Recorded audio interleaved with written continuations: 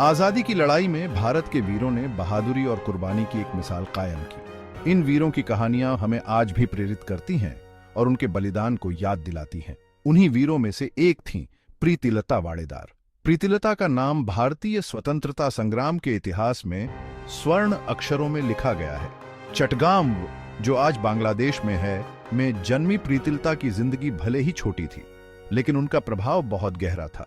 उनका जन्म 5 मई 1911 को हुआ था और उन्होंने अपनी शिक्षा ढाका और कोलकाता में प्राप्त की। वो ब्रिटिश हुकूमत के खिलाफ आवाज उठाने वालों के लिए एक मिसाल बन गई। प्रीतिलता ने मास्टरदा सूर्यसेन के नेतृत्व में चटगांव शस्त्रागार पर हमले में भाग लिया। अपने देश के लिए उनका समर्पण और उनका साहस आज भी कई पीढ़ियों को प्रेरित करता है। उन्होंने अपने जीवन को देश की स्वतंत्रता के लिए समर्पित कर दिया और अपने अदम्य साहस से सभी को प्रेरित किया। उन्हें भारत की सच्ची बेटी के रूप में याद किया जाता है। उनका नाम इतिहास में अमर है। प्रीतिलता ने 23 साल की उम्र में अपने प्राणों की आहुति दी, लेकिन उनकी विरासत आज भी जीवित है। प्रीतिलता की कहानी सिर्फ एक व्यक्ति की बहादुरी की कहानी नहीं है, ये आजादी के लिए तरसते हुए एक देश की सामूहिक भावना को दर्शाती है। उनकी कहानी हमें यह सिखाती है कि कैसे एक व्यक्ति का साहस और दृढ़ संकल्प एक पूरे राष्ट्र को प्रेरित कर सकता है। उन्होंने उन अनगिनत भारतीयों की अदम्य भावना को मूर्त रूप दिया, जिन्होंने अत्याचार के आगे झुकने से इनकार कर दिया। प्रीतिलता ने अपने जीवन के अंतिम क्षण तक संघर्ष किया और अपने देश के लिए सर्वोच्च बलिदान दिया। प्रीतिलता का जीवन उनके अटूट देशभक्ति से भरा था, जिसका समापन आजादी के लिए उनके सर्वोच्च बलिदान के साथ हुआ। उनकी कहानी हमें यह याद दिलाती है कि स्वतंत्रता की कीमत बहुत अधिक होती है और इसे प्राप्त करने के लिए असीम साहस और बलिदान की आवश्यकता होती है। उनकी कहानी दृढ़ विश्वास और अत्याचार के सामने अडिग मानवीय भावना की शक्ति का प्रमाण है। प्रीतिलता वाडेदार की विरासत हमें यह सिखाती है कि सच्ची देशभक्ति और साहस कभी भी व्यर्थ नहीं जाते और वे आने वाली पीढ़ियों को हमेशा प्रेरित करते रहेंगे। प्रीतिलता वाडेदार का जन्म 5 मई 1911 को चटगांव के धलगहात गांव में हुआ था। यह गांव अपने समय में एक साधारण लेकिन सांस्कृतिक रूप से समृद्ध स्थान था, जहां परंपराओं और मूल्यों का बहुत महत्व था। उनका परिवार भले ही साधारण था, लेकिन शिक्षा के प्रति उनके मन में बहुत सम्मान था। उनके माता पिता ने हमेशा शिक्षा को प्राथमिकता दी और अपने बच्चों को भी यही सिखाया। उन्होंने प्रीतिलता में बचपन से ही देशभक्ति की भावना जगाई। उनके घर में हमेशा देशभक्ति और स्वतंत्रता संग्राम की बातें होती थीं, जिससे प्रीतिलता का मन भी देश के प्रति समर्पित हो गया। प्रीतिलता बचपन से ही बहुत बुद्धिमान थी और नई नई चीजें सीखने के लिए हमेशा उत्सुक रहती थी। वह अपने समय की अन्य लड़कियों से अलग थी, क्योंकि उनकी जिज्ञासा और सीखने की ललक बहुत अधिक थी। वो पढ़ाई में बहुत अच्छी थी और अपने टीचर्स और साथियों को हमेशा प्रभावित करती थी। उनकी मेहनत और लगन ने उन्हें हमेशा कक्षा में सबसे आगे रखा। प्रीतिलता के पिता जगबंधु वाडेदार चटगांव नगर पालिका में क्लर्क थे, जो अपने काम के प्रति बहुत समर्पित थे। उन्होंने अपने बच्चों को भी मेहनत और ईमानदारी का महत्व सिखाया। जबकि उनकी मां प्रतिदंश्वरी देवी एक गृहिणी थीं, वह घर के कामकाज के साथ साथ बच्चों की देखभाल और उनकी शिक्षा पर भी ध्यान देती थीं। उनके माता पिता ने उनकी प्रतिभा को पहचाना और उन्हें आगे पढ़ाने के लिए प्रोत्साहित किया। उन्होंने हमेशा प्रीतिलता को उच्च शिक्षा प्राप्त करने के लिए प्रेरित किया, जिससे वह अपने सपनों को पूरा कर सके। इसी माहौल ने प्रीतिलता के मजबूत व्यक्तित्व और उनकी देशभक्ति को आकार दिया। उनके परिवार का समर्थन और प्रेरणा ने उन्हें एक मजबूत और स्वतंत्र महिला बनने में मदद की। उन्होंने चटगांव के खास्तगीर गवर्नमेंट गर्ल्स स्कूल में पढ़ाई की, जहां वह हमेशा अपनी कक्षा में सबसे आगे रहती थी। इस स्कूल में उन्होंने न केवल शैक्षणिक ज्ञान प्राप्त किया, बल्कि जीवन के महत्वपूर्ण मूल्यों को भी सीखा। बाद में उन्होंने ढाका के एडन कॉलेज में दाखिला लिया, जो उस समय महिलाओं के लिए सबसे प्रतिष्ठित संस्थानों में से एक था। यहाँ पर उन्होंने उच्च शिक्षा प्राप्त की और अपने ज्ञान को और भी विस्तृत किया। एडन कॉलेज में पढ़ाई के दौरान प्रीतिलता ने कई सामाजिक और सांस्कृतिक गतिविधियों में भाग लिया। उन्होंने अपने साथियों के साथ मिलकर कई महत्वपूर्ण मुद्दों पर चर्चा की और अपने विचारों को साझा किया। उनकी शिक्षा और अनुभवों ने उन्हें एक जागरूक और संवेदनशील नागरिक बनाया, जो अपने देश और समाज के लिए कुछ करने का दृढ़ संकल्प रखती थीं। 1920 के दशक में पूरे भारत में राष्ट्रवादी भावनाओं का उभार देखा गया।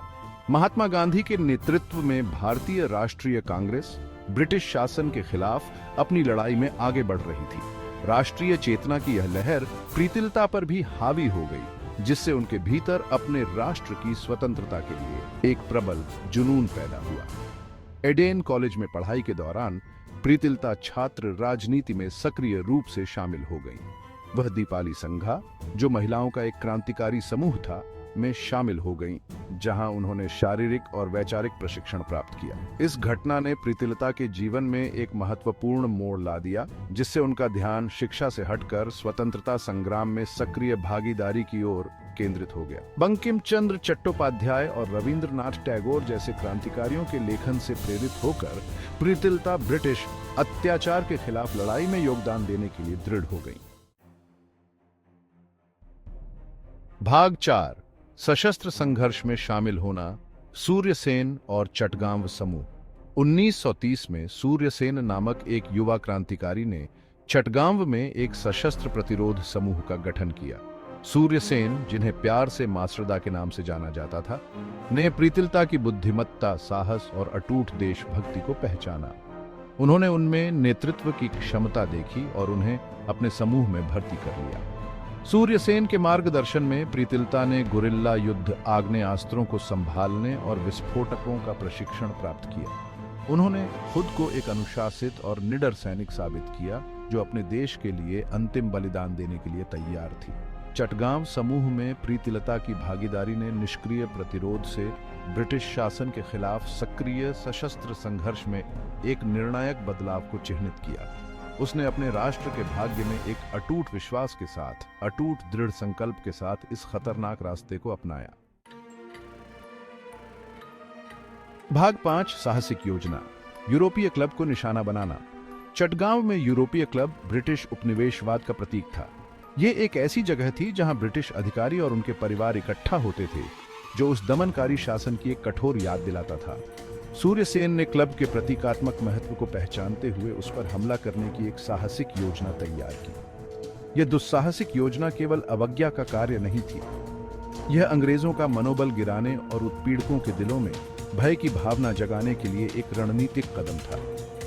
यूरोपीय क्लब पर हमला एक बयान था, एक साहसिक घोषणा थी कि अंग्रेज अजेय नहीं थे और भारत में उनका शासन समाप्त होने वाला था। प्रीतिलता इसमें शामिल जोखिमों से अवगत होने के बावजूद इस खतरनाक मिशन के लिए स्वेच्छा से आगे आई। स्वतंत्रता के प्रति उनके साहस और अटूट प्रतिबद्धता ने उन्हें इस तरह के साहसिक कार्य के लिए आदर्श उम्मीदवार बना दिया।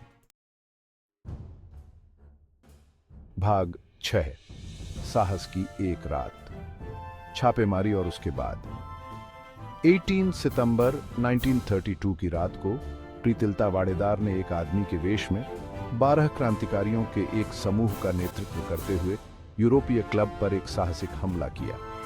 यह हमला ब्रिटिश शासन के खिलाफ एक महत्वपूर्ण कदम था, जो भारतीय स्वतंत्रता संग्राम के इतिहास में एक महत्वपूर्ण मोड़ साबित हुआ।